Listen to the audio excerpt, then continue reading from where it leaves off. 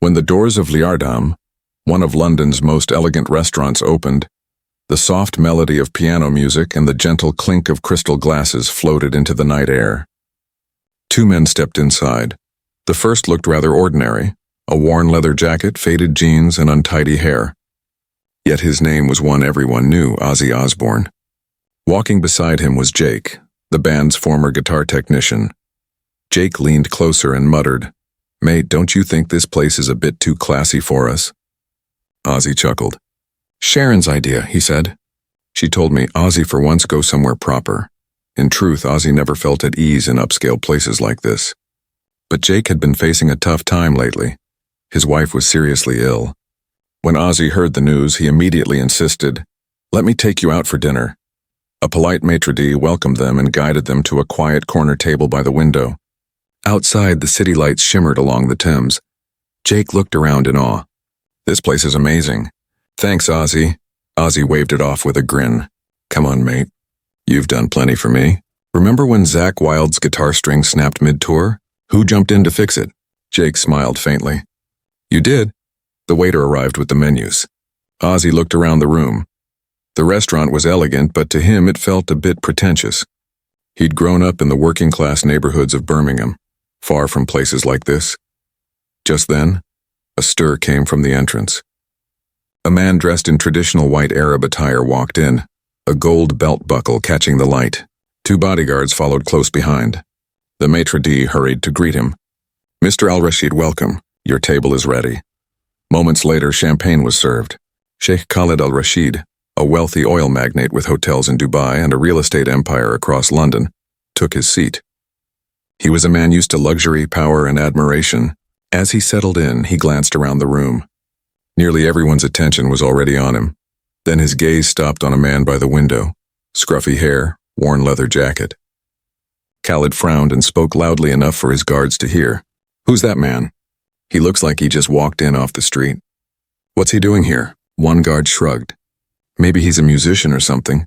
Khalid chuckled. "A musician? More like a homeless man. Strange to see someone like that in one of London's top restaurants." His tone was dripping with mockery. Ozzy and Jake both heard him. Jake clenched his jaw. "Ozzy, that guy just insulted you." Ozzy smiled calmly. "Forget it, Jake. Some people only judge others by the size of their wallet. I've dealt with folks like that my whole life." But Khalid didn't stop.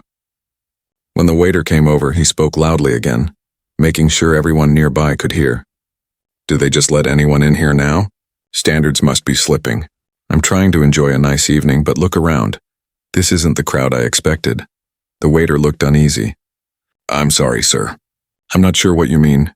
Khalid waved dismissively and pointed toward Ozzy's table. "That man over there? He doesn't belong here. In a restaurant of this class, you should be more selective about your guests." A tense silence swept through the room. Other diners exchanged uneasy glances, whispering quietly as they looked toward the corner table. Who did this man think he was, behaving like that? But Khalid didn't care. He lived in his own world, one where everyone respected him and his word was final. Jake was fuming. He started to rise from his chair, but Ozzy gently placed a hand on his arm. "Jake, let it go. He's not worth it." Jake tried to keep calm. "But Ozzy, he's talking nonsense about you. If he knew who you really were." Ozzy gave a small, knowing smile, that familiar, humble grin of his. "He doesn't need to know, mate. I came here to enjoy the evening, to catch up with you about the old days. That's what matters." But Khalid wasn't finished. After the waiter left, he spoke loudly to his guards again. "This is why I prefer my restaurants in Dubai," he said. "There people know their place. This city lets just anyone walk in." His guard chuckled. "That man's dressed like he's off to a punk rock gig." Khalid lifted his champagne glass. "Punk rock? More like a street performer. Probably plays in the underground for spare change." His table laughed. A few nearby guests looked uneasy, but no one intervened. Khalid Al-Rashid was wealthy, influential, and arrogantly confident, the kind of person who said whatever he pleased until reality caught up with him. Meanwhile, Ozzy and Jake continued their meal, chatting quietly. "Remember that show in Manchester?" Jake asked, smiling at the memory. "The power went out halfway through the show," Jake recalled with a grin. "So we played the acoustic version and the crowd went absolutely wild." Ozzy laughed. Oh, I remember that. Sharon was losing it backstage, yelling, "How is this even happening?" But it turned out to be one of our best shows. There was an easy warmth between them, two old friends sharing memories and laughter. But a few tables away, Khaled still looked irritated. His eyes drifted toward Ozzy's table once again. He gestured for his waiter. "Move those men to another table. I can't relax with them sitting there." The waiter looked uneasy. "Sir, they're also guests." "I'm afraid I can't do that." Khaled gave him a sharp glare. "What did I just say? I spend a lot of money here. My requests should be respected." Unsure what to do, the waiter quietly went to fetch the manager. A few moments later, the manager, a polite, well-dressed Englishman in his 50s, approached the table. "Mr. Al-Rashid," he said courteously, "is there a problem?" Khaled waved his hand dismissively. "Yes, that man over there is making me uncomfortable. His appearance doesn't fit this establishment. Remove him." The manager hesitated, glancing toward Ozzy's table, then back at Khaled. "Sir, those gentlemen are also our guests. They haven't caused any disturbance." Khaled's tone grew louder. "I didn't say they caused trouble. I'm saying they don't belong in a place of this level. Either move them or I'll leave, and then I won't be coming back." By now, the entire restaurant had fallen silent. All eyes were on them. Even Ozzy looked up, a brief flicker of hurt crossing his face before his calm composure returned. Jake, on the other hand, was furious. "Ozzy, that's enough. We should tell this guy exactly who you are." Ozzy placed a steady hand on his arm again. "No, Jake, leave it. I didn't come here to make a scene." The manager now faced a difficult decision. Khaled was a valued regular, wealthy, influential, and known for his generous tips. But the restaurant stood for fairness. Every guest was to be treated equally. After a brief pause, the manager took a breath and spoke with quiet firmness. "Mr. Al-Rashid, I'm very sorry, but I cannot disturb our other patrons. They have just as much right to enjoy their evening as you do." Khaled froze, clearly shocked. Few people ever said no to him. His face reddened. "Are you refusing my request?" The manager remained composed. "Sir, I respect you deeply, but in this case there's nothing I can do." Khaled pushed his chair back abruptly. "Fine, but mark my words, find out who that man is. Whether he's a musician or just some street performer, he doesn't belong here." As he turned to storm out, a young waiter suddenly hurried over from the far corner of the restaurant. The young waiter's face was a mix of shock and excitement. "Wait!" he shouted. "That man, that's Ozzy Osbourne." The restaurant fell completely silent. Khaled froze in disbelief. "What did you just say?" The waiter, still breathless, replied, "Sir, that man is one of the most famous rock stars in the world. Ozzy Osbourne, lead singer of Black Sabbath. He's sold millions of albums and won multiple Grammy Awards. He's a rock legend." Khaled's face went pale, his eyes wide. "Ozzy Osbourne?" The waiter nodded eagerly. "Yes, sir. My father's a huge fan. He owns every album. I recognized him immediately from photos, and that's really him." People at nearby tables began murmuring. "Ozzy Osbourne? Seriously?" One whispered. "I didn't even notice him." Khaled stared at Ozzy's table in disbelief. Ozzy sat there calmly, chatting with Jake as though nothing unusual was happening. A flood of memories ran through Khaled's mind. Everything he had said earlier echoed back. He had mocked Ozzy, called him a street busker, dismissed him as someone who didn't belong. Now the truth was out. The young waiter took out his phone, showing images from Black Sabbath concerts, Paranoid, Iron Man, Crazy Train. "See, sir," he said. "He's got millions of fans. He's a music icon." Khaled looked between the photos and the man at the corner table. The same face, the messy hair, the tired eyes. But now he saw it differently. The man he'd mocked wasn't a street musician. He was one of the greatest figures in rock history, someone whose music had inspired generations. Guests began taking out their phones, whispering, snapping discreet photos. Through it all, Ozzy remained composed, still talking quietly with Jake, untouched by the growing attention. Khaled felt his mind spinning. All his life, money and status had defined him. People respected him because of his wealth, his influence. But now, facing this quiet man in a worn leather jacket, he felt small. Ozzy hadn't said a word in his defense. He didn't need to. His value wasn't in fortune or fame, but in the legacy he'd built through his art and the millions he'd touched through his music. That was true success.